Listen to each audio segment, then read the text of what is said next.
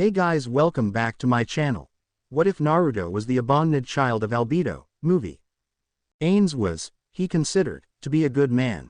At least, before he became what he was now. Some of him remained, of the good man he once was, which is why he was sickened when he watched as a blonde child ran into their tomb. Of course, the others had spotted him long before he made it close, but he ordered the other denizens of Nazarick to watch for now.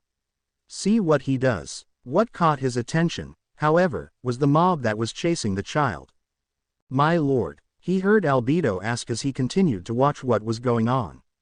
He of course told them to make sure they got no further than the first floor. He wanted to see what was going on.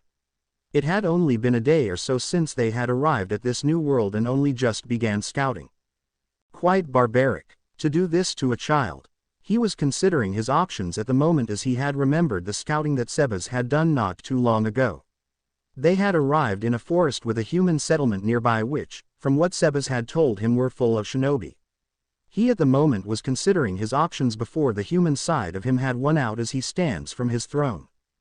Come, he says as he grabs the staff of Ainz' old gown as she nods, making their way to the first floor via teleportation as they teleported just a corridor or two down from the mob who had finally caught up to the child and seemed to mercilessly beat an attempt to murder the 6-year-old child. He listened to what they were saying as he makes a motion to Albedo not to interfere just yet. If he has to, he'll revive the child, but at the moment he had to listen in.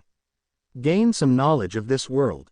His human self wanted to rush in and protect the child, but his protectiveness of the denizens won out as he listened.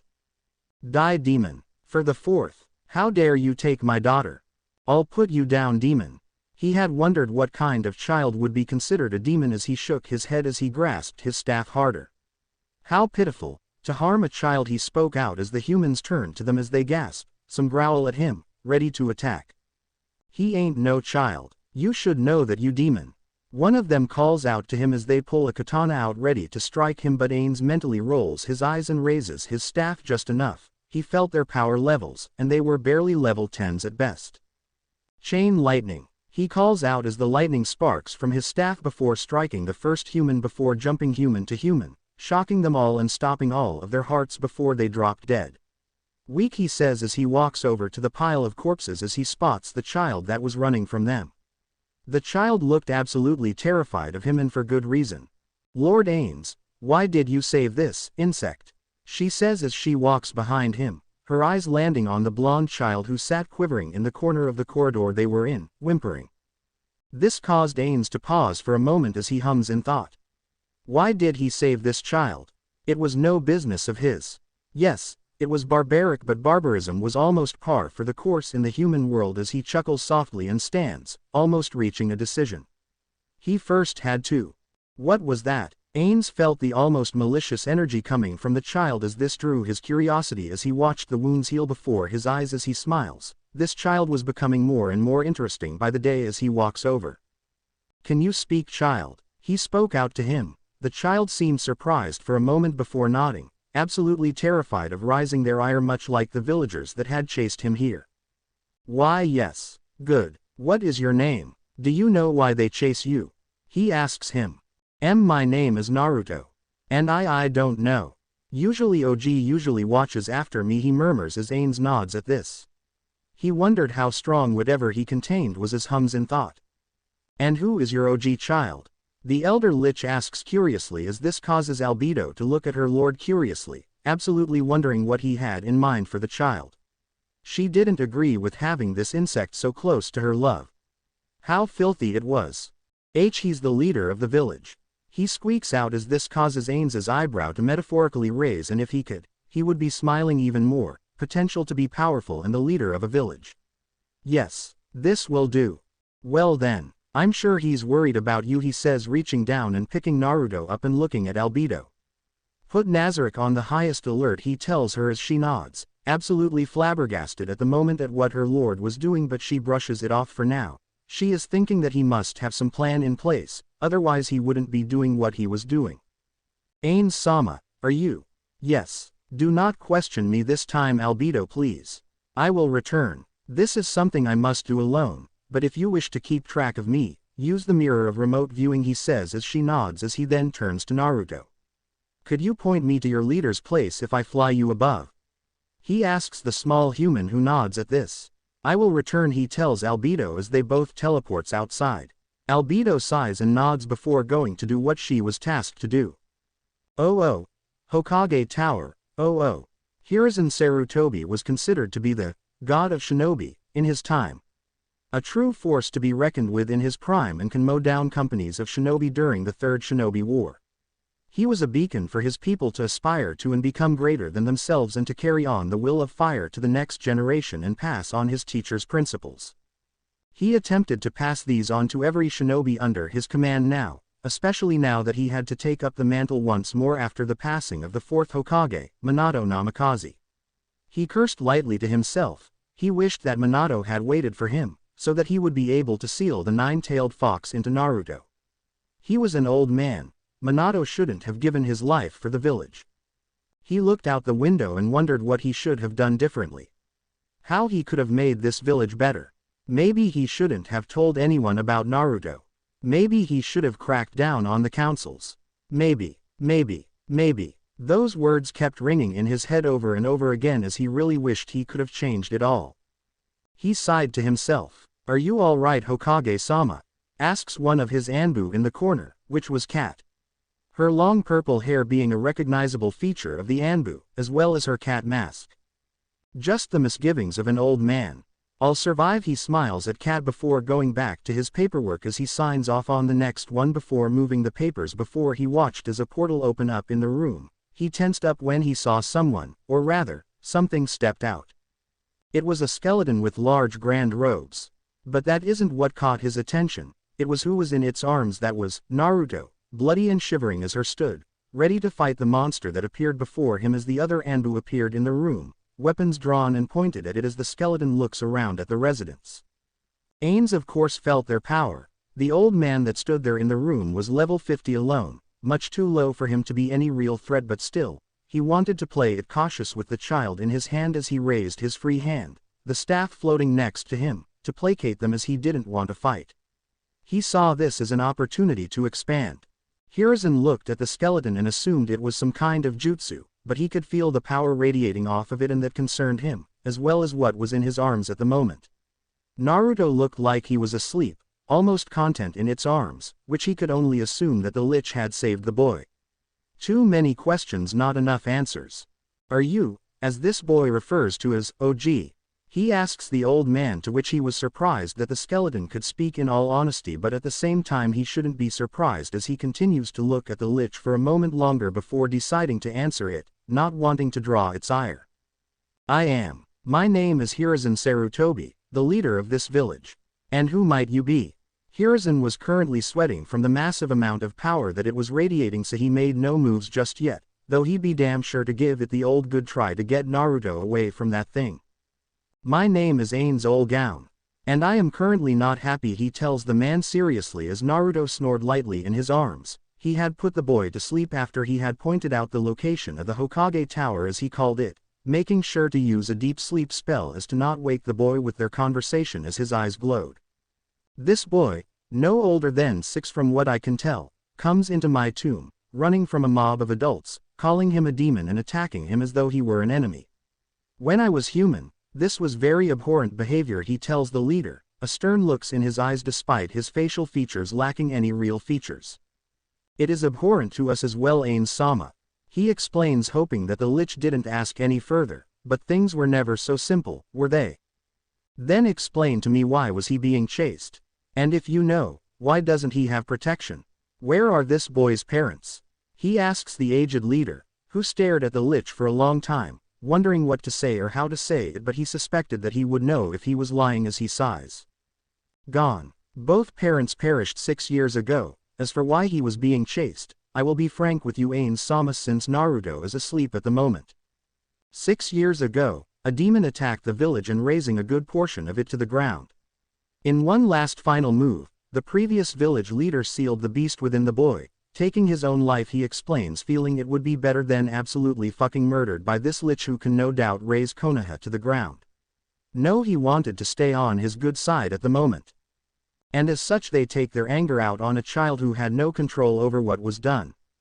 he says, which causes Hiruzen to nod as Ainz hums in thought and looks at the boy as he tries to come up with a good explanation for him keeping him. He would rather not antagonize the village either.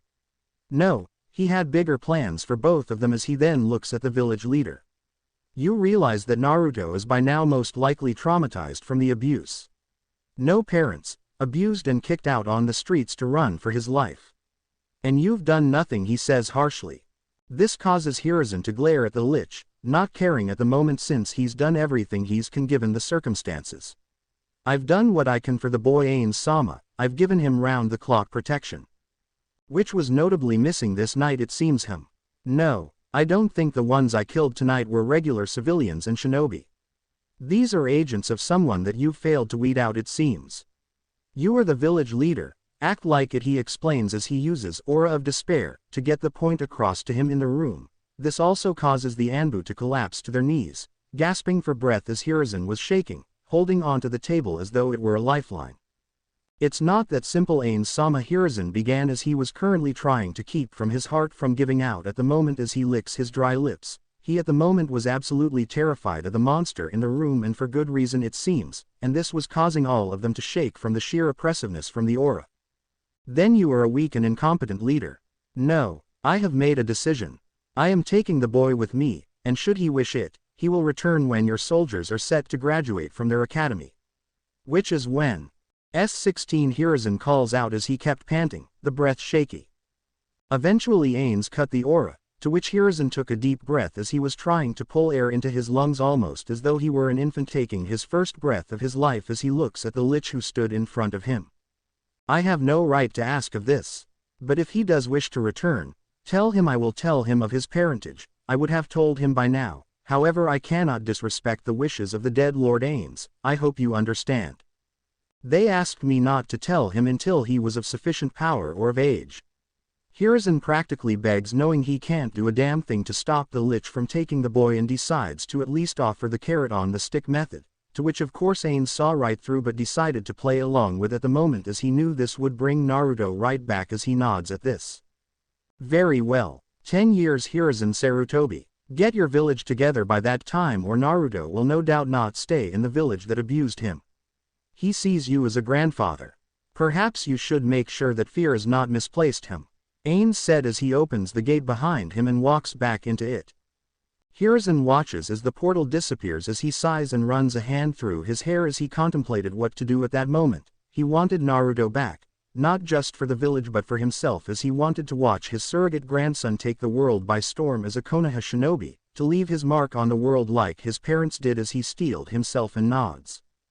You four go rest and recover. Send a new batch of Anbu. We have a lot of work to do. Oh, great tomb of Nazarick, oh. Ainz steps through the portal, Naruto still in hand, and out into the office room where Albedo was waiting, along with Demiurge and Sebas. At the center was the mirror of remote viewing. They had watched and listened to the entirety of the conversation with the Hokage and were currently thinking about what their leader had planned at the moment. My lord, Demiurge began as he watches Ainz lay down Naruto on the available couch, the mirror disappearing so they could focus on their master in front of them. I'm sure you heard what I had told the leader. I will explain my intentions in a few moments, he says as he looks over to Sebas. Sebas, can you find clothes for this child? Get him dressed and cleaned.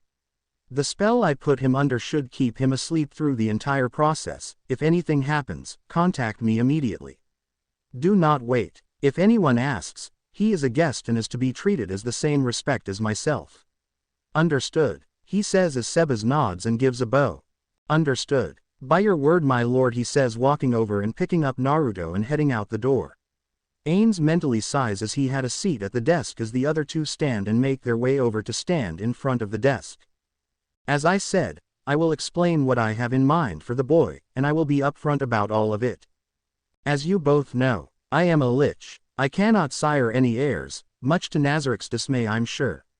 He says as Albedo was about to say something, but he raised his hand to stop her from speaking as he looks at her. Albedo, I am being realistic here. Regardless, that boy has something within him. A demon, but that is not why I am to make him my heir, should he accept. I have to speak with him. He explains. What do you mean, my lord? if he contains a demon, would he not be better than most insects? Stronger. Albedo asks, wondering where her lord was going with this at the moment. Yes, but I have an idea about the demon. Regardless, he has something about him. Potential. He has potential to surpass me one day. He explains as the two of their eyes widen at this, surprised to hear about this. But the child is only human. How could he have began Demiurge before Ainz raised his hand again to once more stop him from speaking? It's true. As I said before, should he accept, he will be my heir should there come a time where I no longer be here. What he does then, will be his decision, and I hope you all can accept that when the time comes. Of course, my lord.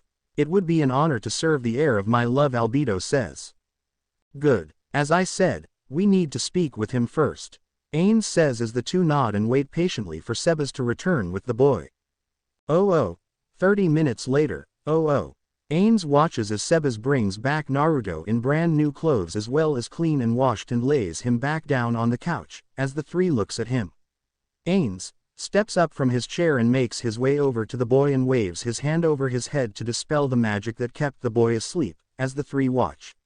Eventually Naruto began to stir once more before looking at Ainz. Ainz-sama, he murmurs out, having gotten the idea of showing the skeleton the proper respect given that he was saved by him as he sat up, looking down at his now clean body. Where am I? Ainz pondered how to answer this but decided that the straightforward approach was the best as he looks at him. We are in the great tomb of Nazarick. My home. Welcome young Naruto, he says as he made sure to tell the others not to say a word until he accepted or declined the offer. I'm sorry about running in here earlier, I just wanted to get away, he murmurs softly as he looks down at his lap. Albedo wanted to desperately demand that the child look him in the eyes when he spoke, but Demiurge reaches over and tugs at her clothing to keep her quiet for now, not wanting to scare the child that Ainz had put his faith in. It's quite alright. It's quite understandable given the circumstances, but I wish to skip straight to the point, Naruto. Those people might not have seen it, but I see something in you quite special. I'm a demon, right? Is that why you guys took me in? He murmurs softly as this causes Ainz to let out a loud laugh at this, causing Naruto to quirk his eyebrow at the skeleton and shakes his head. No, you are not a demon. At least, not yet. I wish to make you an offer, Naruto. I know that you are an orphan. No parents, no friends. I wish to offer you that. A family. In return, you will be my heir. To all of this. To Nazarick, he says, motioning to the whole room around them, but Naruto felt there was more to it than that as he looks down at the child. It is, however, a big decision, he began before he was hugged. Yes, Naruto exclaimed. He didn't care where it came from, he just wanted a family to call his own, to say that this was his family. This had taken Ainz by surprise as he took a step back before it had caught up to him before he let out a loud laugh, bellowing out the room. I'm surprised you said yes so quickly. Though not surprising given your upbringing. I promise you that this is no trick, he says, reaching down and patting the boy's head as Naruto began to weep into his robes, being given something that he had wanted for the longest time, and it put a smile on his face. It took a good half an hour of crying before he calmed down as Ainz looks down at the boy. Alright, do me a favor, Naruto, lie back on the bed and raise your shirt. I need to make sure of something, he says as Naruto, curious, does so as Ainz walks over to the couch and looks over the seal. Demiurge, Albedo, come, I need your minds on this as well if I wish to be certain. He says as the two nods. Greetings, Lord Naruto. I am Demiurge, he says, bowing to the boy before moving to look over the seal with their master. Hello Naruto-sama, I am Albedo. It is good to meet you, she says with a smile before her face returned to the neutral expression as they all began to talk about the seal as well as how to do something specific as they didn't want their newest heir to be controlled, as Ainz hums softly in thought. It was a very, very complex seal and one that would need some careful planning as he taps a finger to his cheek, wondering how he was going to deal with it. Eventually, he had an idea as he stands. Albedo, Sebas, Demiurge, I need for you to stand back. I know what to do, Ainz says as the three of them nod, and done exactly that as Ainz began to set up protective wards and the like. He was sure he wouldn't need them, but he had to make sure. He didn't want the fox to break out of its seal, kill their heir and wreak havoc from within, so he had to be 100% sure of what he was doing before he had done it. As he looks at the seal. "This will be painful, Naruto. I apologize," he says as he points a palm to Naruto as magic gathered in his palm. "Magic drain, magic break, cocoon." He calls out the 3 spells as a cocoon of magic surrounded Naruto as the seal breaks. Naruto's screams could be heard as the seal breaks, releasing all the yokai energy into the cocoon and began to surround Naruto, making sure to use healing magic as well as to not kill the child. There was a lot of magic as he grips the staff even tighter in his other hand as he simply focused on keeping the cocoon in place as to not release the energy into the surrounding rooms. The screams intensified as more and more yokai was released from the seal, into the cocoon and into the young 6-year-old's body. He winced as he could feel how much energy he had but kept going, deciding that whatever happens, happens. Eventually, and thankfully, the yokai finished pouring from the seal and into the boy's body as he had finally released the spells, he panting lightly as he watched as the new Naruto came into view. This time he had 2 orange fox ears on his head, and on his body was 9 luscious flowing orange tails, power radiating off him much more than before as Ainz looks over the boy, smiling if he could as he watches as the boy's chest moves up and down in shallow breaths. "It seems to have worked, which is expected of a supreme being such as yourself, Ainz-sama," Demiurge says as he walks over to the now unconscious Naruto and looks him over. He was much more than a simple human now. He was now another supreme being. One whom they would look to for guidance. "Of course, my love did it," Albedo says with a smile as Ainz, satisfied, looks at Sebas.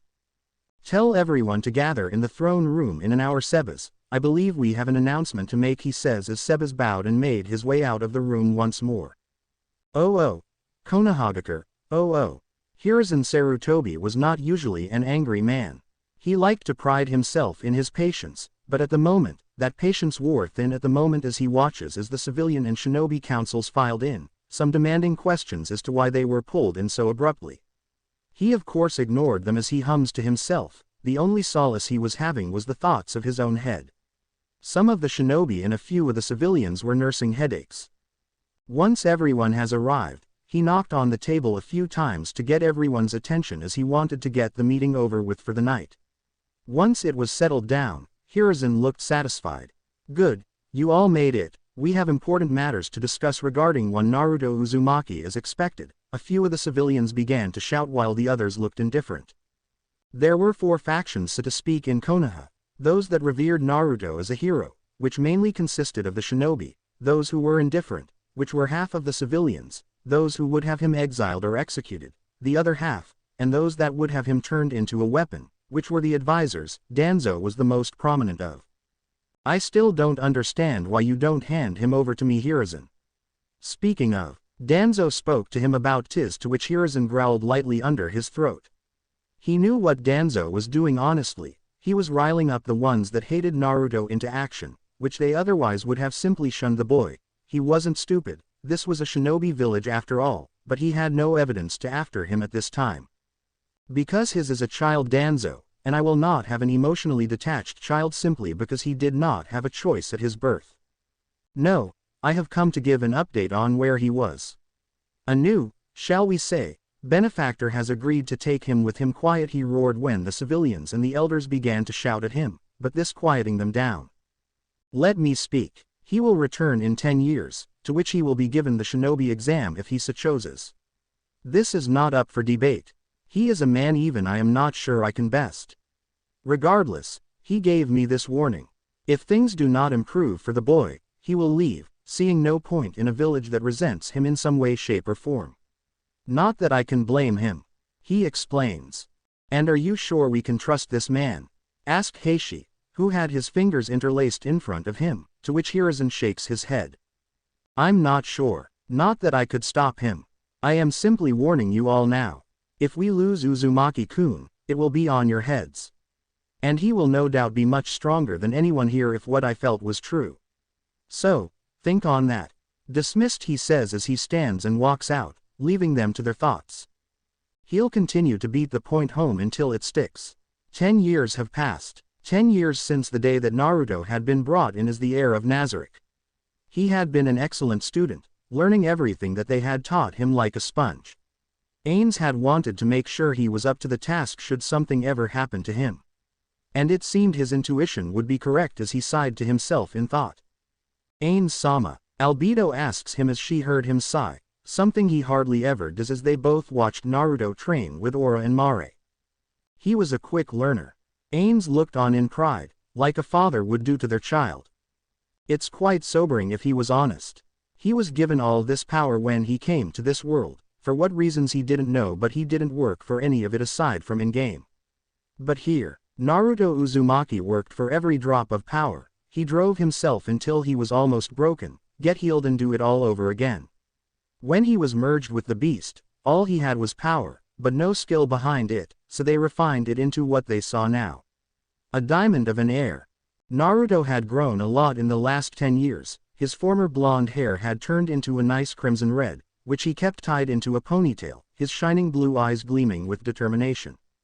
His fangs very visible with each smile he gave. Unlike Ainz, who was a spellcaster, Naruto wore light armor, leather, which was enchanted to be able to match the highest tier light armors. Over the armor he wore an orange haori with black flames licking the bottom, and on the back was written, "The Great Tomb of Nazarick." His black combat boots dug into the floor with each step and fingerless gloves held each weapon firmly. He wondered what they would say if they found out he was dying. Yes, the great Ainz old gown was dying. He had underestimated the beast when he had merged Naruto and it together and managed to take too much of its potent yokai into his body unknowingly. Not a lot, but enough, which cracked the sphere in his body, slowly leaking his power, and soon, within the day he suspected, he would be but a memory to everyone. He chuckles lightly to himself. He wouldn't be able to watch him graduate. Life was a cruel mistress at times. No signs of his friends. No signs of Yggdrasil, nothing. He hums to himself as he looked over to Albedo. It was time to tell them. His time grew short. Call everyone to the throne room. I have an announcement, he says to her as she nods, putting 2 fingers to her ear as he was now lost in thought at the moment. Maybe this way he'll see his friends again. Tell them about what he had done. Oh. Throne room, oh. Ainz watches as the guardians file in, he mentally preparing himself as Naruto stood next to him, looking at Ainz curiously as he was wondering what he was doing. Ainz looks over them as they were all bowing as per usual as he closes his eyes. Trying to think of how to word this. How to word any of this because it would be hard to tell them. He saw them as his children, and to tell them that their father is passing is no easy feat. I wish to begin with a simple statement. I don't regret any of this. Seeing you all grow, become your own people, both the creations of my friends and Naruto. He says, getting some curious looks from the others, wondering what prompted this as he sighs to himself as he began to remove the rings he had on his hand, motioning Naruto over and hands them to him. I'm proud of you, he says as Naruto beams at this, his 9 tails moving in content behind him, the tails nice and luxurious with how clean he kept them. Ainz-sama, Shaltir asks, concerned at where he was going with this, seeming like he was resigning himself to his fate. To which she was correct. I will not be here much longer. I can feel my life force leaving my body. No, there's no way to fix it. I've already tried and resigned myself to my fate, he tells them as this caused an uproar of questions and statements before Ainz raised his hand once more and looks at the denizens, smiling that they all showed some level of concern for him. I'm content with this. Perhaps I'll see my friends again. My family. And as such, I am leaving my position to Naruto. Please, treat him with the same respect you show me. He is my son after all, he says, finally admitting he was more than an heir. Why didn't you tell us earlier? Naruto asks, looking down, his red hair covering his eyes. There was a stray tear or two as he was trying to come to terms with what Ainz was saying. Ainz at the moment was channeling Sasuke, truth be told, but he didn't care. He knew this would be his final day. He wanted to leave them with someone he can trust. Because I knew it would hurt. I wanted to enjoy my time with you all. Not worrying about when my final day would be. Perhaps I will be reborn here. Who can say? All I can say is that I enjoyed my time with all of you. And when I pass, I hope that I will remain in your hearts. You will forever remain in our hearts, my lord. You stayed with us when no one else did. You gave us an heir to look up to. I am sorry that you will not make it to see his progress, Seba says, his head down, he clearly distressed at the news, but he kept going. I know. To see the fruits of our labor. Regardless, I am content with what is come to pass. I pass the torch on to my son. To take care of you all. He says with a small hum and closes his eyes. We wish you didn't have to go, my love, Albedo whispers, her tears streaming down her face as she tried everything not to jump all over him and cry her eyes out. I know, Albedo, but now you have Naruto. I am at ease at that, he says with a smile, at least, that's what his tone conveyed. But I wish to give you all one last gift before I go. He says as he pulls out one last item from his inventory. It was usually a last resort item to change one's race mid-battle to gain the advantage, at the cost of half the user's life after the battle. It was a potion as he pops it open and drank it. It wasn't long before the lich shone and changed form, and before long, he shrunk as he looks down at himself after too long. Before I became the lich I was. This is who I used to be. Suzuki Satoru, he says as he looks at himself, at his hands one last time as he could feel the life force dripping away from his body. This is the first breath he's taken in over 10 years. He didn't care. He was Suzuki once more. You're still a supreme being, my lord. You've rose above your previous race, Demiurge says with a neutral expression. He was distraught as the rest of them, but he hid it well, behind a very good poker face. Yeah, you and the others created us as we are. You became a supreme being by your hard work. Aura says as tears streamed down her face. Thank you. That means a lot for you all to say. I am proud of you all. As I keep saying, he chuckles as he grips his chest and sighs. This is it. Look after one another. I love you all, he says as he closes his eyes as he took one last inhale before his breathing halted. Naruto rubbed his tears and sighs lightly. Damn it. Naruto yells out, his hands gripping the staff. If it was any other metal it would have buckled, but it being a magical weapon it held firm as tears rolled down his face as he sighs, taking a deep breath to calm himself. Sebas, take, Lord Ainz. We will give him a burial. Sebas nods as he walks over to the now human form of Ainz and picks him up as they all left the throne room with heavy hearts. Oh. 3 months later, oh. Naruto sighs as he sat in the throne that was once occupied by his father. He rubs his face as he was still grieving, some of the denizens seeming to take it much better than others, but slowly things seemed to be going back to some semblance of normalcy. Albedo kept up the tomb while he was still training, or he is helping in other areas.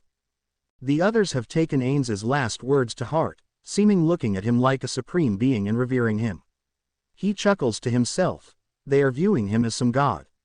Which worked for him if he was 100% honest.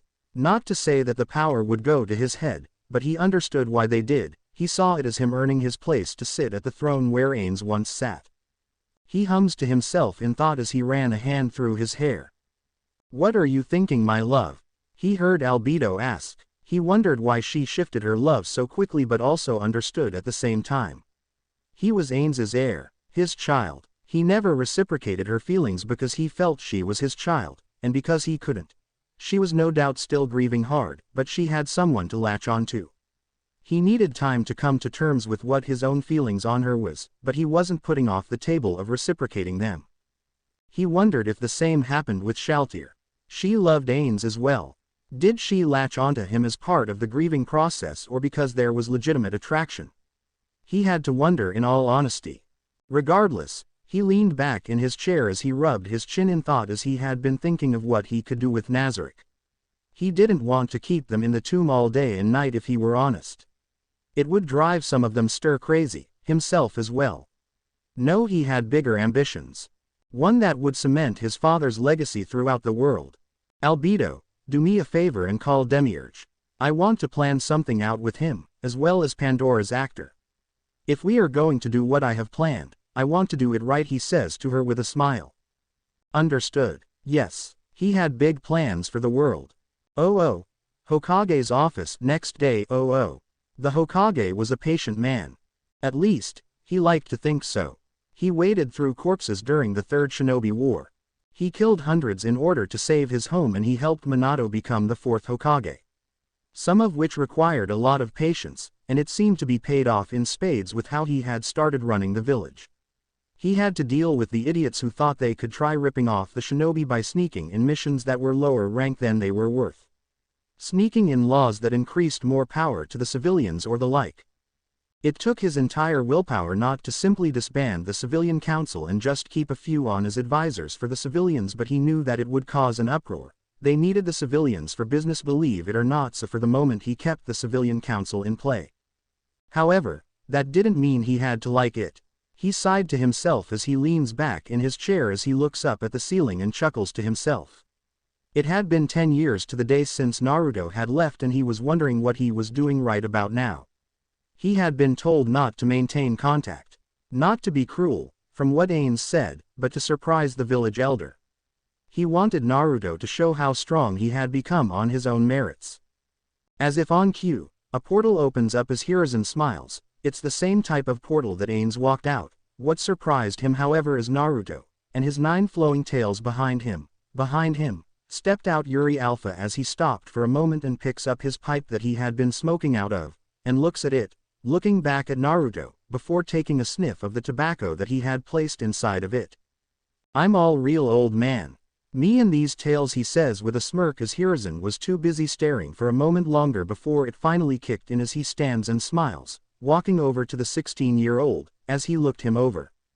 "You've grown, Naruto-kun," he says, pulling him into a hug, to which the other hugged him back. He understood what the old man had tried to do for him. It didn't work, of course, but he tried his best, and that's all that mattered. It was a moment longer before the two separated.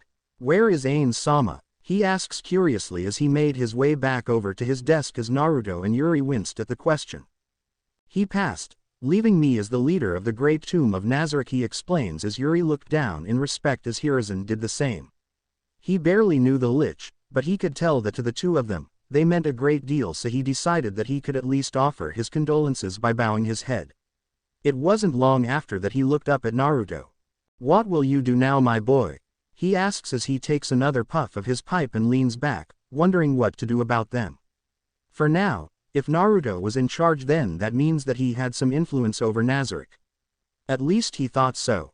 "I'll go take the exam, much like I promised 10 years ago, and become a shinobi of the village, see if this village is deserving of my protection," he says as Hiruzen nods, sighing lightly as he knew he'd have to deal with the shinobi council.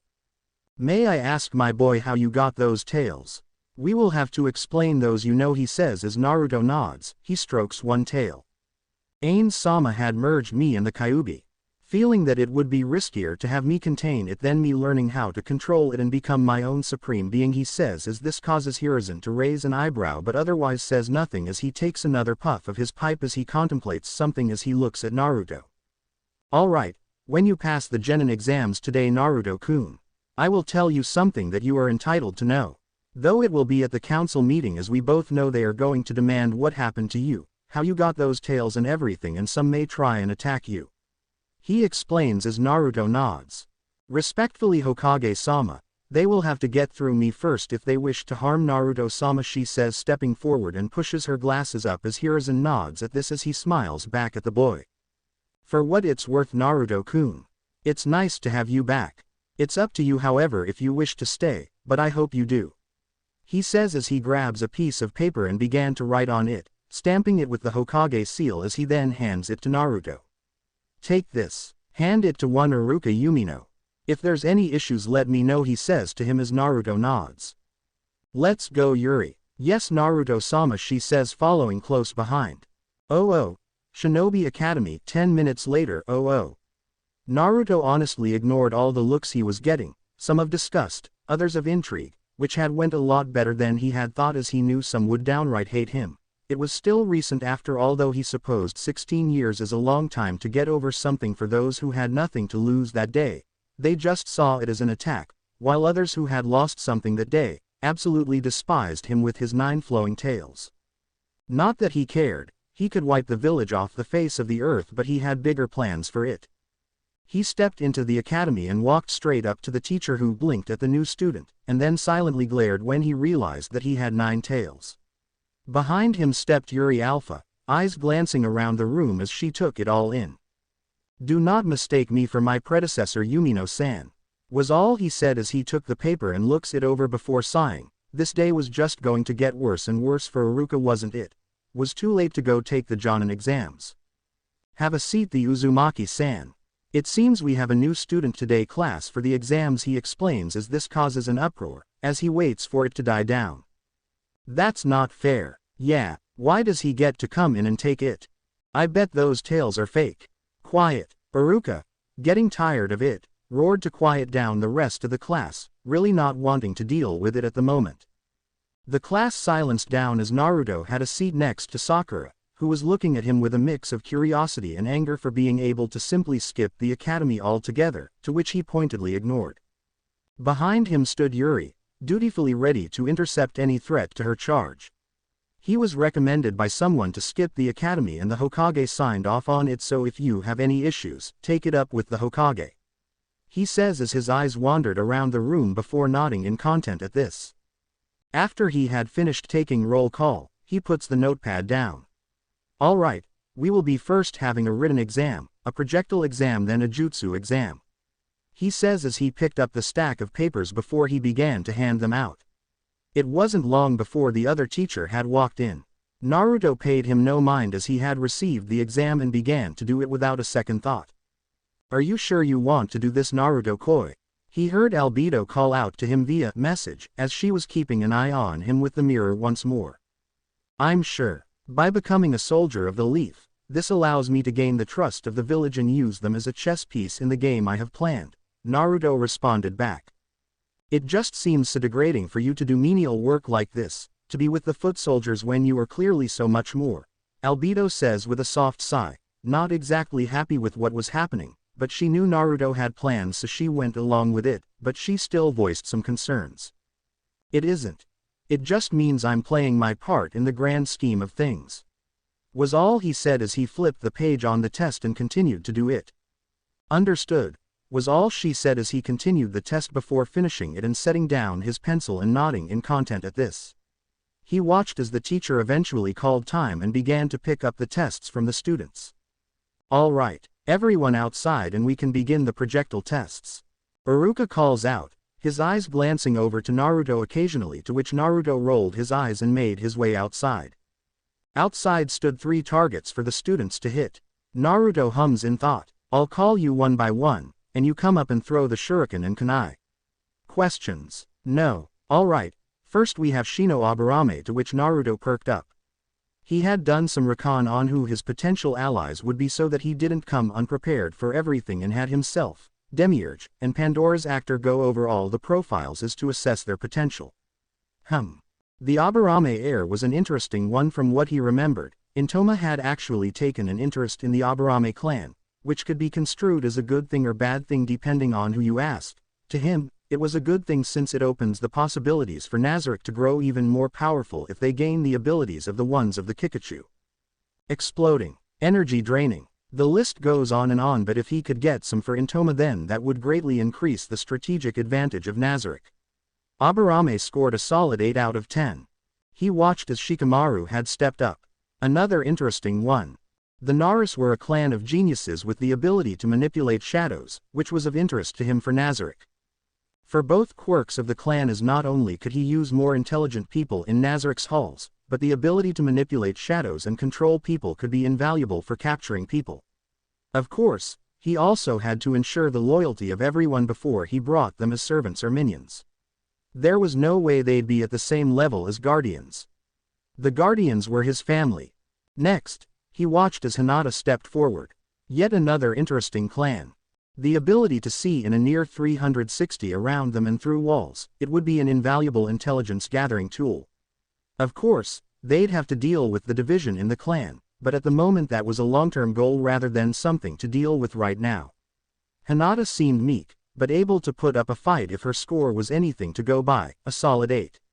If she could work on that shyness and build some confidence, then she'd be a force to be reckoned with. Last but not least of those that interest him, was Ino Yamanaka. Mind Walkers. Another invaluable intelligence-gathering clan from what he could tell, but much like the Naras, they could control people by taking them over if their will was weak enough, or the targets were strong enough to push her out. Of course, this would put Neuronist out of a job, but it would be fascinating nonetheless to gain the support of the Yamanaka. It was a good thing that Demiurge had taught him everything he could about politics and how to play them. Uzumaki Naruto, Iruka called out as he nods as he walks forward and pulled 3 kunai from his pouch and steps forward to the line where they were throwing their kunai, and with one swift motion, he threw all 3 of them with precision, embedding themselves deep into their targets, right on the bullseye. Nodding in content, he pulls out 6 shuriken and throws them all at once, much like the kunai, and embeds themselves deep into the target. A perfect score. He was glad that he had taken up how to handle knives from a few of the guardians. "Good job, Naruto," Iruka said, not realizing he had called him by his name. Naruto raised a brow at this initially and wondered if what he had said had struck a chord with the Chunin. Regardless, he nodded in satisfaction as Yuri smiles at him at this as they watch as the others began to take their tests as they wait patiently. Though of course it wasn't long before they had gotten an unexpected visitor in the form of an Anbu. "Uzumaki Naruto, the Hokage has requested your presence in the council chambers," Kat says as Naruto nods. "I'll be there," he says as the Anbu nods and disappears. He makes a portal with his magic as he makes his way to the council chambers as he had been requested. He was going to need a drink. Or 5. Kami preserve him. Oh. Council chambers, oh. Hiruzen usually felt like a patient man. But at the moment, he wasn't, as he was being yelled at by not only his advisors, but half the civilian council, and the other half was looking downright shamed at being associated with the morons. The shinobi council of course at the moment was looking bored. He felt the portal open up behind him as he smiles when he turned to see Naruto walking out with his bodyguard in tow, causing some of the civilians to leer at her in lust while the others look at Naruto disdainfully at the moment.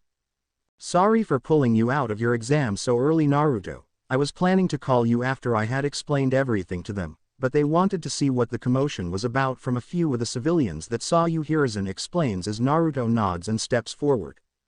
"Alright, let me get this out the way now, since I know you are all going to ask or go apeshit or shit like that, and I don't want you yelling at me for it.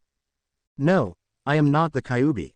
I was merged with his energy and his consciousness remains, but otherwise, this power is all me and all mine. I am able to wipe out the village if I wanted to. I could have my subordinates raze it to the ground. This is not a threat.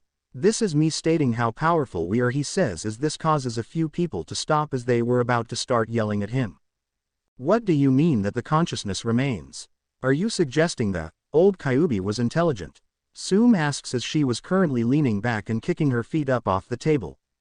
"He is, however he's now no more powerful than a regular fox. He resides within Nazarick is all I will divulge," Naruto says with an almost bored expression as he puts his hands on his hips as Yuri looked dutiful as she looked around as her eyes landed on Danzo. Her sixth sense was going crazy about him, but otherwise she did nothing. She didn't want to jeopardize the plan that he had come up with. Though if ordered she would gladly kill him. Something about him rubbed her the wrong way. "Perhaps you can hand him to us to gain some closure to those who had lost their loved ones." Heishi asks as he looked at the two of them. He had used his eyes on the two and was forced to turn it off due to how much energy they were putting off. "Can't do that either, unfortunately, as he is currently with one of my subordinates." This causes Yuri to snort lightly. CZ Delta had seeming taken a liking to him and would often hold him when she wasn't on duty. "Regardless, this isn't why I brought him here. Naruto, I have something to give you. They are from your parents. One Minato Namikaze and Kushina Uzumaki," he says as he pulls 2 small scrolls before handing them over to Naruto, who was surprised. This caused a gasp to some of the council while others stared in disbelief. "I call a vote to invoke the CRA on Uzumaki Naruto," Danzo stands. Naruto watched as the entire council lost their absolute minds at this proclamation. Naruto was by no means stupid. He knew why he did this. He knew he was up to something and that he wanted more power. He however wouldn't play along with this as he gives the scrolls to Yuri, who rooked them in her left hand as she kept an eye on Danzo. "Absolutely not," Naruto said as he kept both of his shining blue eyes on the man, to which calmed the others down when he finally spoke. He flares his killing intent to the others to forcefully calm down the rest who wanted to say something. Danzo however glared at him. "It is for the good of the village. Bring back the Uzumaki and Namikaze clans in one fell swoop. Why would you not go along with this, Uzumaki?" Danzo says, standing as Yuri steps closer to Naruto, ready to defend him as she glares back in return. Who was this man to question a supreme being? She was normally a good person, but this man pushed that to its absolute limit at the moment as she clenched her fists. Because I'm not stupid, Danzo. Say you're right and I bring back the two clans here, who would stop them from being kidnapped? Or harmed? I wasn't. I was harmed on a near daily basis when I was a child. No, if I am to have children, it will be under the protection of the halls of Nazarick, where those I trust the most will care for them. There is no way in hell am I letting my children live here. I came back as a shinobi as a sort of favor to my grandfather and now my parents. Otherwise, I would leave the village without a second thought. And none of you would be able to stop me. Understood, he says, flaring his killing intent to the absolute max at Danzo, who looked ready to have a heart attack. The others, however, felt the residual killing intent as they were sweating bullets at the moment. Naruto, please. That's enough, Hiruzen calls out as Naruto nods, pulling back his killing intent as he sighs. If you have any issues with me, you can take them up with my complaints department, he says, pointing to Yuri behind him, who pushed her glasses up as he looks at the council for a long moment. Otherwise, I will do my grandfather and parents proud and take up the mantle of Hokage when the time comes to honor their memory. He says as Yuri looks at Naruto. She knew there was more to the plan than just the Hokage hat. For the moment, however, the hat was a stepping stone. And why would we accept you as Hokage? We would rather, began one of the more bigoted civilians before he was shut down by the Hokage. Should the time come, and I decide to give the hat to Naruto-kun, then that is all there is to it, otherwise I still hold the hat. There are plenty of other candidates should I feel the need to retire. Hiruzen says, shutting them all down, glaring specifically at Danzo, as Hiruzen had made a mental note to write a will before too long, not wanting to take any chances with someone like him. The daimyo would never accept him. Homura spouted out, not if me and the other advisors have anything to say about it. Naruto, looking bored, and looks at Yuri. They die first then, he said as Yuri looks at her master. Would you like me to execute them now then? She asks, ready to do it as this causes the two advisors to pale. I would rather you not, my dear. They still have their uses. Though I'm currently struggling to find them at the moment. Hiruzen says as Naruto nods in affirmation at this, as for her not to absolutely the advisors. Regardless of where this conversation has gone, I am not enacting the CRA for Naruto-kun. He wishes to focus on his shinobi career, and that is what I will give him. Should he find someone nice to settle down and bear him children, it will be up to him where they shall be raised. If you have any issues, then please, by all means, take it up with Naruto's complaint department, he says, going along with Naruto's joke earlier as Yuri looked at them with what could be assumed was a kind smile, but they knew better. It was a challenge to them to actually try something. If that is all, I consider this matter dismissed, Naruto says as he creates a portal, making a note to read the letters that his parents had left him. The council was about to demand he come back, but by then he had already stepped through the portal and closed it behind him. I warned you all, as I will say. If he turns against us, I will haunt you all. Oh, Academy, oh. Naruto stepped out of the portal once more and rubs his neck. He had teleported back to Nazarick to leave Yuri as he had a different job for her this time, and behind him stepped out Aura and Mare Bellafiora, the Dark Elf twins. There was a few stares to Mare as this causes Aura to snicker as she walks over and puts a hand on his shoulder. Don't worry about them, Mare. Just focus on our job of protecting Naruto-sama. All right, she says as this causes the boy to clutch his staff harder and nod at this, as Naruto made his way back to the group. There was some whispering about the twins, but otherwise they stayed quiet as Iruka spoke up. Ah, you're back. Welcome back, Iruka says with a small bow before debating on what to say. Naruto, if you can stay after class, I would like to speak with you, he says as Naruto nods at this, confident that the twins could protect him if need be, not to say he couldn't handle himself if the time came, but he felt a bit easier knowing that. Anyway, on to the final portion of the exam, the jutsu. Exceptions have been made should the need arise, but for the most part one am confident most of you will pass, Iruka says with a small smile. Eventually he and Mizuki made their ways back to the other room and began to call the students to the back to test them as Naruto had a seat and waited his turn. So, who are they, Naruto? They're not here for the exams, I take it. Shikamaru says, walking up to him as the two looked at him, though they didn't do anything due to him not making any sudden movements just yet. They're my bodyguards. Don't be fooled by their appearances. I've seen them fight, and what they do to people isn't a pretty sight, he complimented as the two blushes at being complimented by a supreme being but otherwise stayed vigilant. They look a bit young, Kiba says, leering at Mare, which causes Aura to snicker lightly since she knew why he was looking at her. Yeah, well, who asked you, huh? Aura says, putting her hands on her hips, and stood in front of her brother. Kiba raises his hands, not wanting to start a fight at the moment as he knew his ass would be kicked either by Naruto or the twins themselves, as he had an intuition that the three of them shouldn't be messed with if he was 100% honest. Itachi Uchiha graduated early, so did Kakashi Hatake. Do not mistake their age for inexperience, was all he had to say as the others nod. They still look weak, Sasuke says with a small shrug at the moment, his hands interlaced as he waited his turn, though his eyes looked over at the three. This causes Aura to growl lightly but stopped when she felt Naruto's hand grab her shoulder to prevent her from attacking him. Before he patted it a few times, she blushed lightly at the contact but nodded in affirmation at the silent orders, don't attack him. Though if she were honest, she didn't like it. Don't worry about them, Uchiha-san, worry about your test, he says, which causes Sasuke to hum in affirmation before going silent and waited. Naruto didn't honestly know what to make of the Uchiha. He had heard of the massacre and was considering kidnapping the heir for the eyes, but decided it was too much trouble to be worth it. Should one go rogue? They didn't know the extent of the eyes, but of course that meant he had to be watched at all times, and Pandora's actor suspected that he would indeed go rogue should the right circumstances come up, and no doubt they will. Sasuke was a driven person to do whatever it took to achieve his goals. A man with nothing left to lose and driven to do whatever he had to.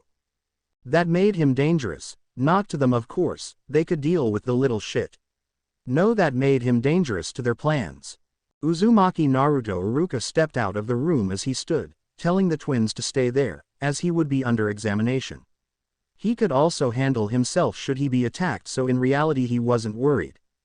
He made his way into the room as he didn't know the jutsu that they would ask him to do, but he knew the magic with similar effects and hoped it would be enough, which he was sure it was, as given the fact that Hiruzen wanted him to pass.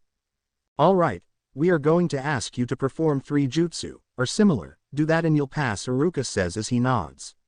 Alright, the henge, Iruka says as he watches Naruto use a spell to shift his appearance into something else, quite a few times before reverting to his old self. Good, Kawamiri, he says as Naruto uses a teleportation spell on him and Mizuki, swapping their places before they both made their way back. Mizuki inwardly cursed since he had planned to use the Kyuubi brat on stealing the scroll for him. But he all but passed at this point as his mind began to work on how to do it, as he knew he couldn't do it himself since he would be hunted and killed by the Anbu. No, he had to get creative. Clone Iruka calls out as Naruto once again used a spell to replicate himself a few times before they dissipated, as Iruka smiles as he reaches into the desk before pulling out a forehead protector and places it on the desk. Congrats. You pass. Like I said, do stay after class for me, will you? He says as Naruto nods as he walks over and grabs his forehead protector, as he then slips it onto his leather jacket and made sure it was visible. Congrats, Naruto-sama. Why yeah, congratulations, both Aura and Mare called out when they saw the forehead protector on their lord as he made his way back over to the desk and had a seat. He looked around the room to see who passed and who caught his interests. All of the heirs have passed from all the major clans, which in all honesty was no surprise given who they were families were. There were a few civilians who passed, which was a bit of an accomplishment. This was going to be an interesting year, he could already feel it if he was 100% honest as he ran his hand through his crimson hair, his ears twitching occasionally. Truth be told, he was expecting a lot more scorn than what he was getting, not only from the class but the other villagers. He just suspected that the attack was 16 years ago, it gave them all plenty of time to get over their grief, at least. The most of them and the children wasn't there when the attack happened or remembered, given the fact that it was just that event to them. It wasn't long before Iruka and Mizuki made their way out of the testing room as Iruka stepped forward, a smile on his face as he looks around the room. I am glad to see those of you who passed the exam. To see you all grow from small children to fully realized shinobi, and I'm proud to be called your sensei.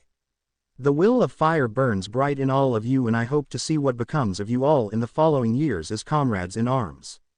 He smiles at the class as he looks around the room. Come back tomorrow morning, 8 a.m. sharp, for your team placements. Mizuki calls out as the students nod and began to file out, Mizuki leaving not long after, as the only ones who stayed behind were Naruto, Ora and Mare and Iruka. Iruka sighs as he rubbed his hands together in nervousness before stepping forward. He was a man of character. Ora and Mare were looking at the human in indifference, to be honest, as he wondered what he had to say to the supreme being that sat there. Naruto-san, I wish to be upfront with you. I had judged you when you did come in. I had put you with your predecessor because of your tales, and you're right, I shouldn't have judged you. For that I wish to apologize. I had lost my parents 16 years ago and had watched it defeated. Truth be told, I did have a lingering resentment for you when I had learned of who you are. But watching you today, talking with the others, I had come to realize that you're no monster. A monster would be attacking and killing everyone who had wronged you. For the way we treated you, and it's not right. He says, bowing to him. Naruto listened to what he had to say, and truth be told, he was very surprised given the fact. He had fully expected to be resented and even scorned by some of the villagers, some shinobi included, but this man had an introspection and deemed himself in the wrong and owned up to it. Naruto smiled and stood and makes his way over to Iruka and puts a hand on his shoulder. Don't worry about it then. We just met each other today, but you still felt the need to apologize for your actions, so that tells me what kind of man you are. I'm glad to see there are still good people in this village. He says, patting his shoulder a few times. Iruka listened to what he said and smiled in return as he rubs his neck at this. Oh, well then, if you'd like, how about I treat you to some ramen? You and them. It's the least I can do, he said as Naruto looks back at the twins, who shrugged at this, not really sure what to make of it. If it was Albedo or Nabe, they would deny it, since they would be sure that the food they have would be poisoned or the like. Alright, come on then, Naruto says. Oh, Ichiraku's ramen stand. Oh. Hey Chuki, I brought someone new customers today, Iruka says as he steps into the small ramen stand. Iruka had been coming here for years, as the owners were quite friendly if he were 100% honest. He enjoyed their company. Said owner steps out from the back. Hey Iruka, nice to see you brought some new friends, he says as his gaze looks over the three newcomers into the stand. Naruto was prepared to be thrown out into the street, but was surprised when his smile became wider at this. Come on in then, my boy, I'll make sure to get you some nice food. Sit down and I'll see what I can do to get you guys some good food. He says as he moves to grab his tools when he heard some of the other patrons speak out. You're gonna actually serve this demon? Yeah. He should be left out to starve, not given food. You lost my business, some of the patrons said. Well, I already have your money, and he is a paying customer who can enjoy food like everyone else. If you have any issues with it, he says, grabbing a chef's knife and slams it down in the counter, embedding it into it.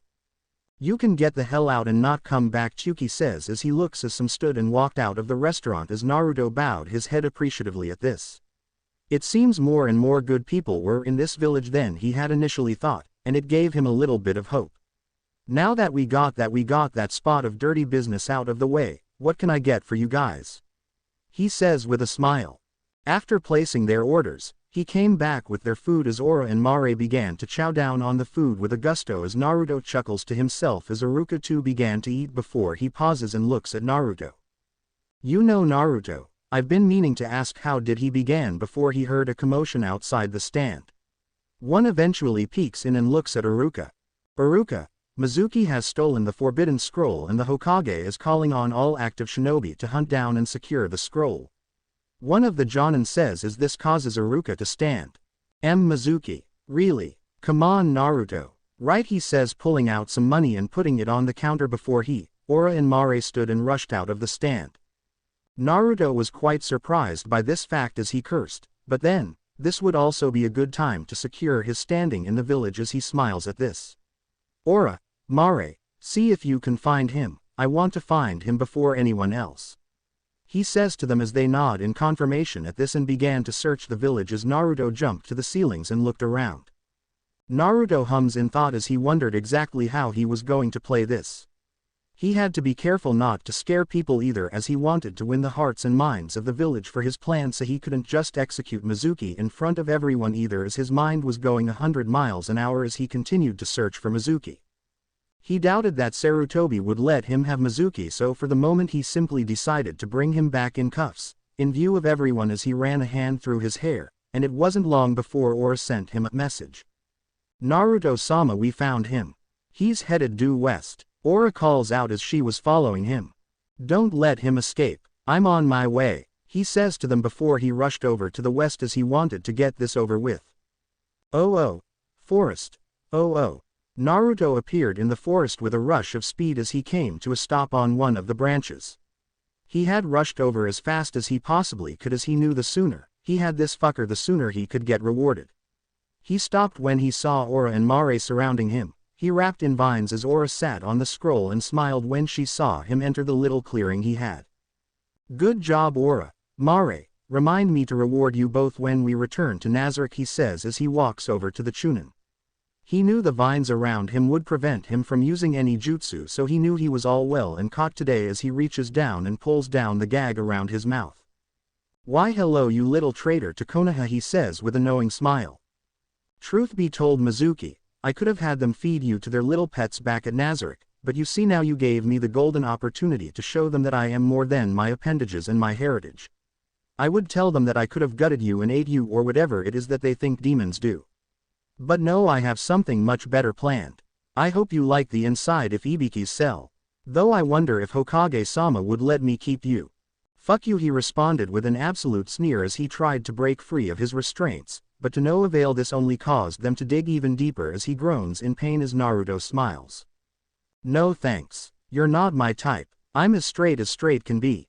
Besides, even if I was, I wouldn't have the time," he says as he grabs him and lifts him up, putting the gag back on his mouth before Ora stepped forward. "Wait, Naruto-sama, let me carry him. You shouldn't have to waste your time with this guy." "It's alright, Ora. I got to make sure everyone sees after all," he says as she looks at him and then nods as they began to make their way to the Hokage's office, making sure to take the most populated road as she carried the scroll in her hands. Mare was making sure no one attacked them.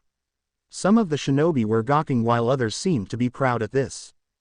He knew this was having the desired effect that he wanted. He had to speak to Demiurge about this and discuss possible ramifications to this and if it would only speed up his plan, but for the moment, he relished in what positive attention he did receive. Of course, it wasn't long before the Anbu appeared and bowed in front of him. Kat, as usual, one of the most trusted Anbu to Hokage-sama. For good reason too, as she was strong and forever loyal, so he trusted her. "Uzumaki-san, I am to take Mizuki into custody and return the scroll to its rightful place. All shinobi are standing down now," she says as Naruto nods as he tosses Mizuki to her, to which she catches and Ora hands her the scroll as she nods thankfully before she disappeared with a body flicker as he nods in gratification. "All right, seems everything went well," he says as he looks up at the sky for a moment and hums in thought. He supposed it was time to head back and discuss things with the others to make sure things were going to plan. How did his father do this? Lord above, these planning things sometimes was murder. Something he knew he'd have to do eventually too. Oh. Next day, Academy. Oh. Naruto was blushing at the moment, which was surprising in all honesty, as it was hard to get any sort of reaction out of the boy usually, having to deal with Albedo and Sheltier flirting and fighting over him. Son, he was pretty well insulated from most things that would fluster people. Most things. This morning he had woken up with Ora cuddling up to him. Not that he was complaining, in all honesty. She was a beautiful woman, and having grown a little bit more since when she was the little girl that he had met her as, she had admitted to him that she cared for him like Albedo did, but much like Albedo, he told her that he had to come to terms with his feelings before he reciprocated anything. Of course, this caused a little spat between Albedo, Sheltier and her. Which he didn't mind. It kept things lively, as long as it didn't get physical. He didn't interfere but simply watched on with amusement. At the moment he sat at the academy as he was slowly turning back to normal with his blush as he coughs into it as he smiles. He wondered what team the old man had put him on, though if he were honest, he didn't really need a team, so we'll have to see how that works. Behind him today stood Sebas as his guard for the day.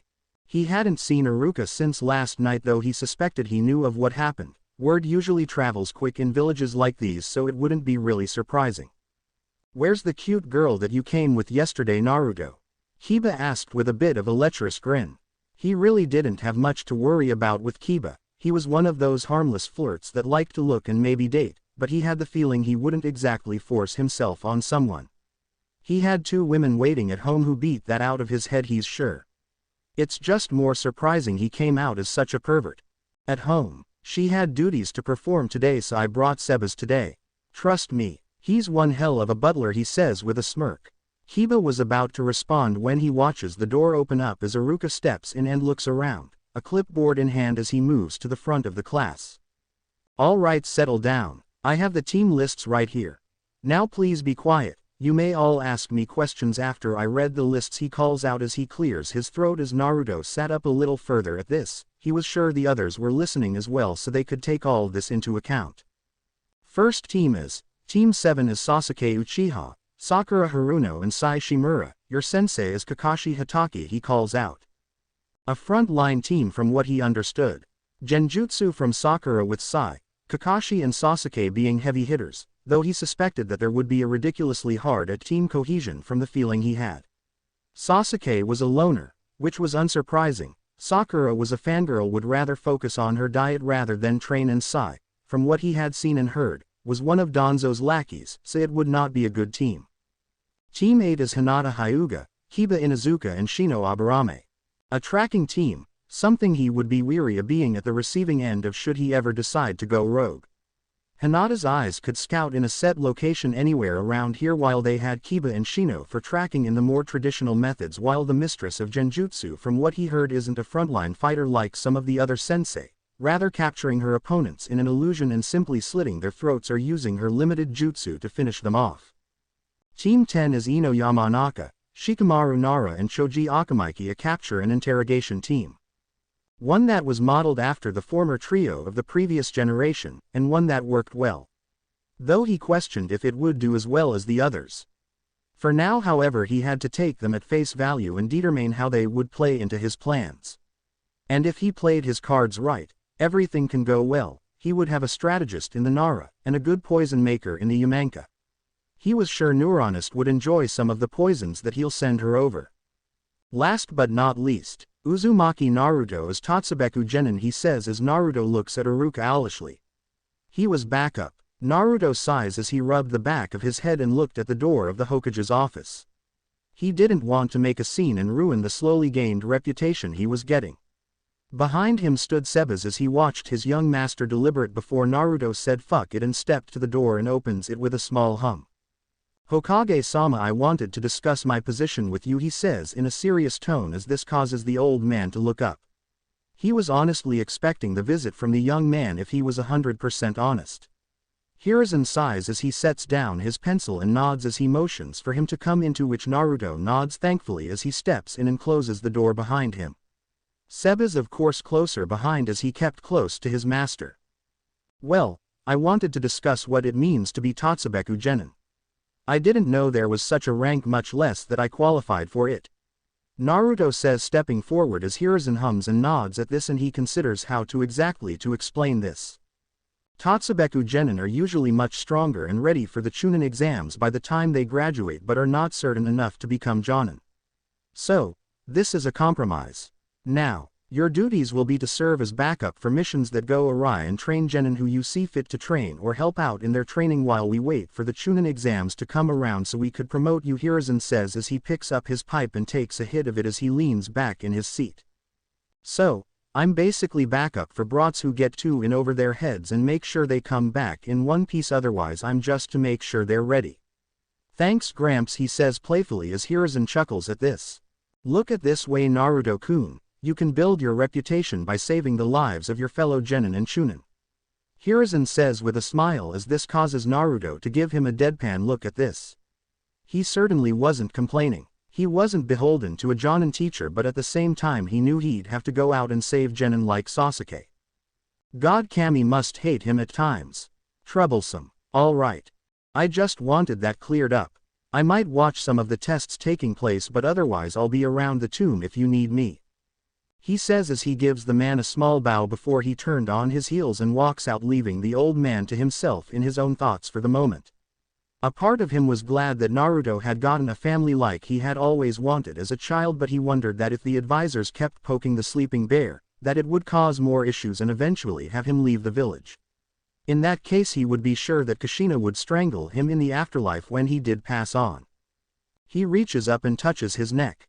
Speaking of advisors, it wasn't long before there was another knock at the door and the three stepped in once more, and just like before, it seemed Danzo was leading the potpourri of pathetic that he calls old friends and advisors. "What is it now, Danzo?" he asks with a slight edge in his voice and began to do the paperwork he had on his desk before signing off on it as he reaches for another one. "I wish for you to reconsider handing me the Jinchuriki. He would be a valuable asset to the village if I am able to train him correctly," he began before Hiruzen looks at him and smiles, deciding to be petty for a change, and chuckles.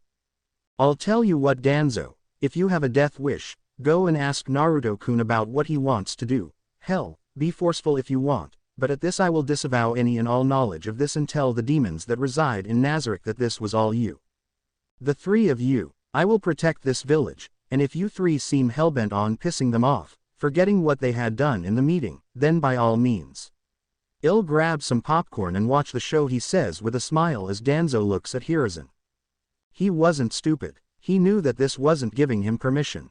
This was him daring Danzo to do something stupid, to which he would end up on the pike of the demons that resided in the tomb. His route couldn't get in no matter how hard they tried, and he couldn't outright order Hiruzen to hand him over, only advise him to hand over the demon, and he damn well knew that there was a snowball's chance in hell of that happening. "Very well, Hiruzen, damn that old man. Oh. With Demiurge, oh. Demiurge was a resourceful man, he felt. He interpreted his lord's words for what he needed done. He wanted to please them and prove that he wasn't someone to be forgotten about or get bored of. He wanted to prove to the supreme beings that they were worth the effort, and right now, his goal was to please the one who stayed with them. At the very least the one who had left an heir behind for them." He smiles as he walks up to the operating table where a few of the humans from the village was. They were of course sent to recon the area, and he suspected they were trying to probe for defenses. Not unsurprising. Of course, these humans had seals on their tongue that prevented them from speaking out against their lord from what he understood. A splinter faction from what he could deduce. "Ah, Demiurge, how goes breaking them?" he heard someone call out. He turned to see that was Shaltir at the moment. "Very well at the moment. From what we gathered, they spoke about what they could just to get the pain to stop, but that pesky seal is preventing them from speaking anymore. Perhaps if we remove the tongue and graft another one on. Though I suspect Danzo has a fallback plan in case that were to happen." Demiurge says the second part more to himself than anything as his mind was working 100 miles an hour. "Why not simply go and kill this human that's been bugging us?" she asks curiously and walks over to the root that was strapped to the table, out cold from shock but still very much alive. Lord Naruto has a plan for him, and for Konoha, so he must be kept alive at the moment. A pity, but for the moment he has some use, if for nothing more than as a target when the time comes, Demiurge says with a smile, a cruel smile. "You never told everyone of your plan, Demiurge. Is it to be kept secret right now?" "I suspect that Albedo and Pandora's actor knows," she asks as this causes Demiurge to nod his head at this. "They were instrumental in concocting the plan that we have in place at the moment. It's not secret by any means, but we are making sure the machinations are working before telling everyone and how they can play their role," he says as this causes Shaltir to nod in satisfaction. "How goes your quest to win Lord Naruto's affections, Shaltir?" he asks her with a raised brow. "We talked it out some, and well, he said that he wants to be sure of his own feelings before coming to a decision," she says, giddy at hoping that he'll pick her as his head wife. Which is understandable. His childhood before he became Lord Ainz's heir was no picnic. No doubt Lord Naruto will need multiple wives. I hope you and Albedo understand. Obviously we do, Demiurge. We might not be as smart as you, but we can read the writing on the wall. Just making sure, Shaltir. You have a good day. You are too. Oh.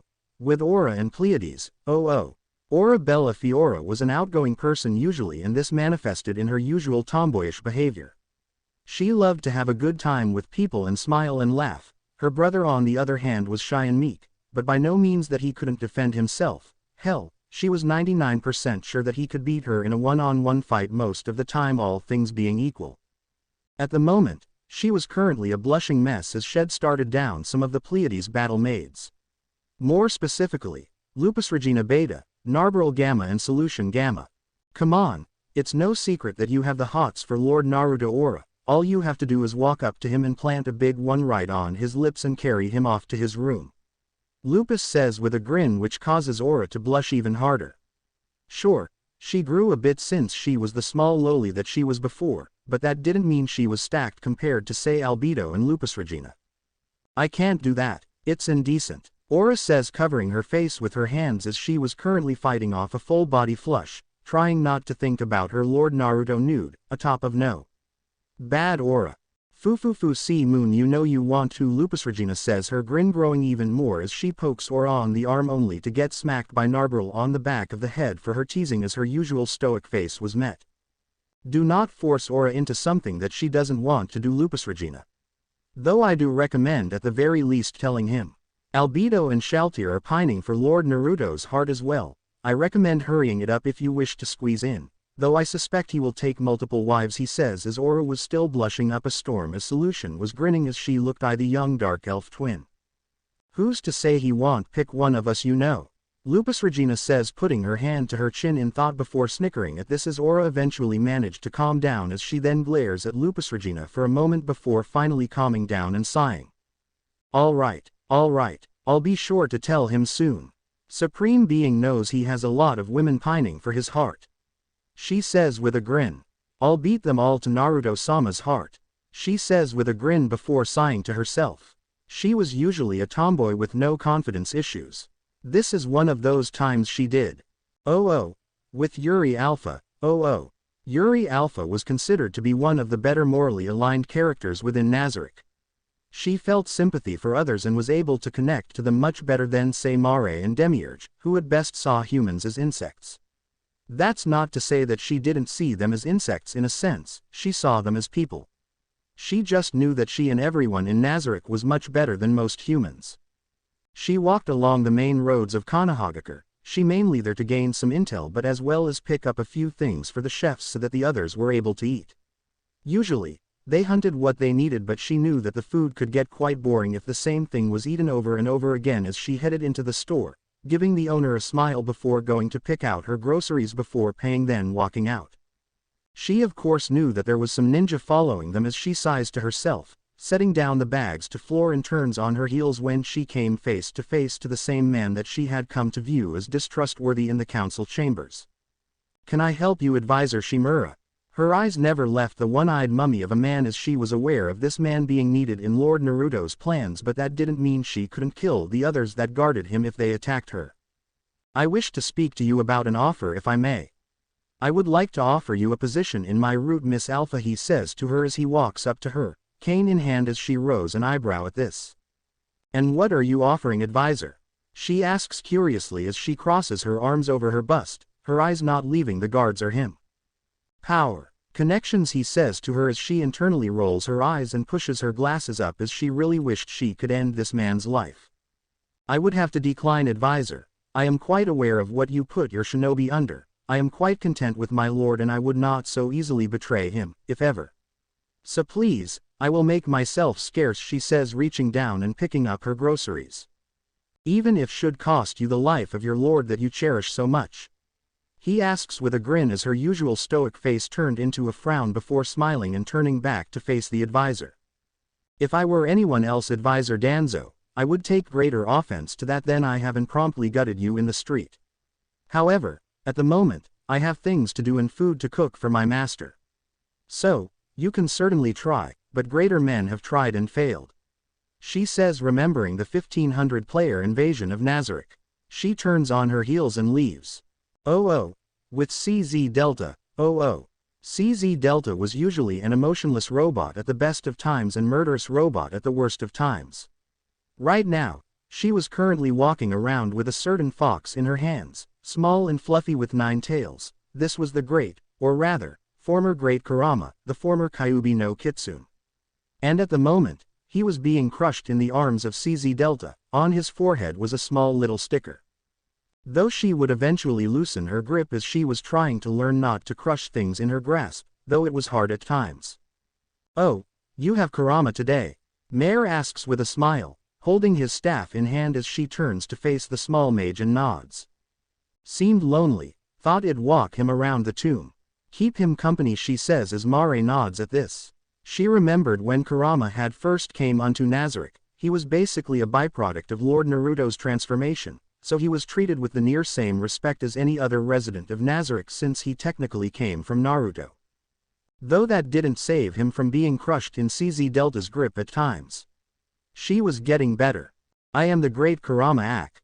He began only to be crushed again as she thought this was cute and pulled him into her chest more as Mare could only sweat drop at the scene. She was glad that Kurama was getting affection, but now that affection was in the death of Delta. "Any plans for the day, CZ?" he asks her before she shook her head in the negative. "Patrol is done. Intoma has taken over. Free for the day," she says as he nods in response to this. "Heard rumors your sister will confess to Lord Naruto," she says robotically as Mare gave a small smile at this, wanting the best for his sister as he nods. "I heard that too, though it was from the regular maids, so I don't know how true it is, though he still has to pick out a wife for his own heir, doesn't he?" He asks curiously as CZ nods in affirmation at this. Albedo and Shaltier are at the top. Aura no doubt close behind if she does confess. Though who he is with is his decision. She says as the magic caster nods at this as well. "It'll be interesting to see who he picks. At the moment though it's anyone's game," he says as CZ nods. "I've got to go. I have a mission from Demiurge. Wish me luck," he says as she nods at this, which is her version of wishing the boy luck as he teleports out of there to do what he needed to do. Kurama at the moment recovered, now in a softer grip as he decided to just be quiet as it would be a lot easier. Oh. With Naruto, a few days later. He awoke with a soft groan as he rubbed his head. He had been doing a lot of thinking about his own feelings and wondering about what to do. He loved them all, he was pretty sure, and they would no doubt be okay with sharing him, but at the moment he had to come to terms with that, which was easier said than done at times as he ran his left hand through his hair before he then felt something on his right hand and jumped when he saw a very nude, save for her underwear, and very good-looking Albedo cuddled up to his arms as he wanted to jump out of her hands and ask why, but decided to be level-headed about this. Albedo, wake up," he says to her as she groans lightly, and her eyes fluttered open as she roused from her sleep as her eyes met with Naruto's. "Lord Naruto, did you sleep well?" she asks as she sat up, not bothering to hide her modesty as the blanket fell. He is looking away at the moment as to give her a sense of decency at the moment. "I slept fine, Albedo. What are you doing in my bed though?" he asks her as she looks at him. "I thought you would enjoy waking up next to me so you can take advantage and ravish me to your heart's content and give me an heir," she says with a giddy little grin as he sighs to himself as he looks at her for a moment as he ran his hand through his hair. "Albedo, you do know I care for you. I dare to say I love you, but I'm worried that this is still the grief talking, Albedo. That the only reason you and Shaltier love me is because I am a remnant of Ainz. I don't want this to be a fake love as all MMPH." He was surprised when Albedo took his cheek into her hands and pulled him into a very deep and extremely passionate kiss. He eventually went slack into her hands before he started to kiss her back. He really hoped this was her admitting to him that this was not the grief talking.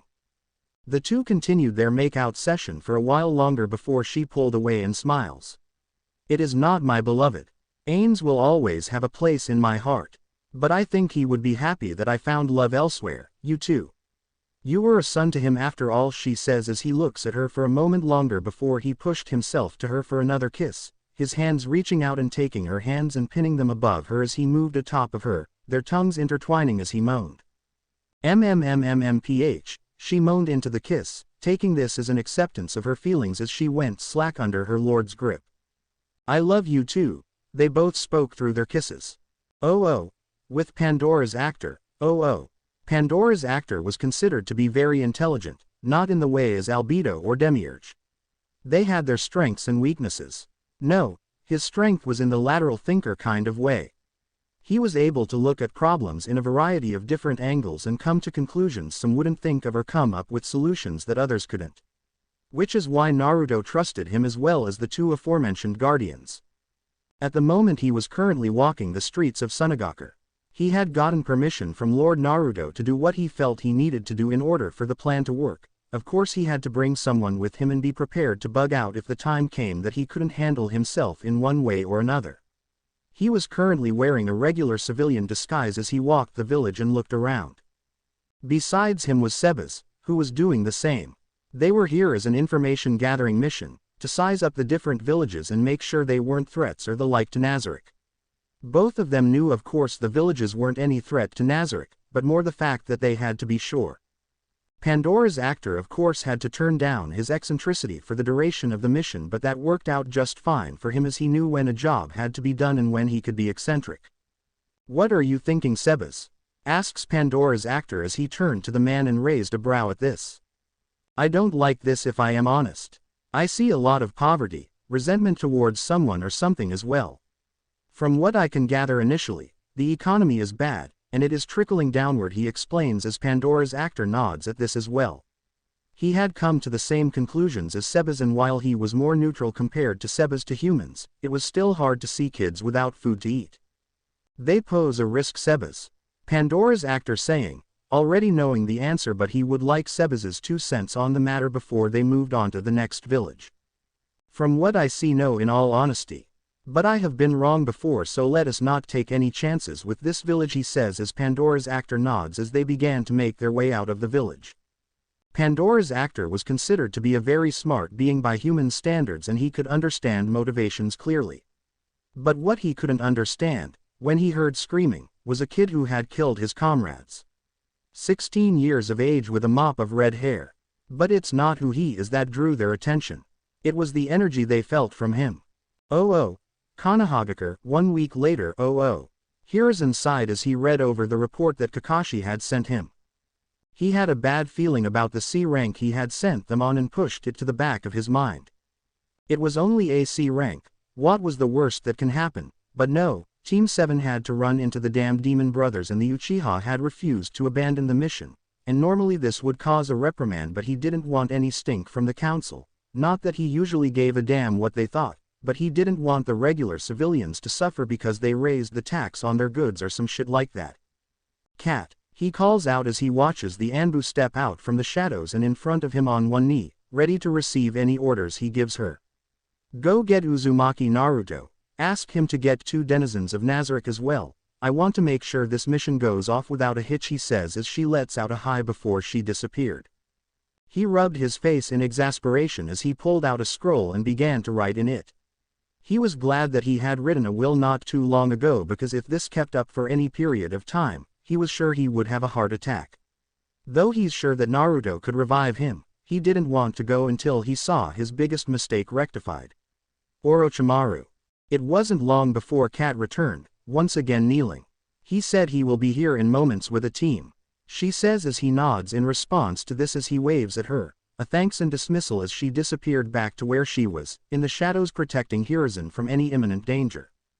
He continued to write in the scroll before he uses a bit of wind chakra, however little control he had, to dry the ink, and smiling at this before he watched Naruto show up. He was glad that he had gotten a roster of who the denizens were, which only he had access to since it was under a blood seal. From what he remembered, the 2 that flanked him were Albedo and Lupus Regina Beta. A defensive powerhouse and a healer. A deadly combination to be sure. "Ah, Naruto-kun, as I'm sure that Kat has told you, I have a mission for you," he says as he picks up the scroll he just wrote and tosses it to them, which was caught by Lupus Regina. She opened it and began to read it. "Team 7 had gotten themselves into quite a bit of a mess with their C-rank mission, and I want you to act as backup for them. Do whatever it is you have to complete the mission. I'm sure you 3 can handle it alone, but this will look good to the other villages that our genin can handle a C-turned-a-rank mission if what my gut is telling me is true," he says as Naruto grins at this. "So this just isn't an ego booster for Team 7 then, this a publicity stunt to the other villages?" "Sneaky old man. Very sneaky," he says with a laugh. "This scroll says that we are to work alongside the Jonin to complete the mission. Does that mean he can order us around?" Lupus said curiously. "While technically he could, Hatake-san isn't like that and will no doubt leave you to your own devices." Though Uchiha-san might try to push his weight around, though it's usually all bark and no bite, Hiruzen says as he picks up the pipe and takes a puff before setting it down and chortles. Your parents would be proud of you, Naruto-kun. To see how strong you've become. Even if it isn't for the village's sake, he says with a small smile. I like to think so. I have a hell of a memory to live up to. He says with a small sigh before his eyes harden once more. He is going back into leader mode. Team 11 is prepared to move out on your orders, Hokage-sama, he says as Hiruzen's eyes harden as well. Granted. Your mission parameters are set. Good luck, all of you, he says as they turn and walk out. As soon as the doors close, Hiruzen slumps. Lucky Naruto-kun, such beautiful women. Thanks.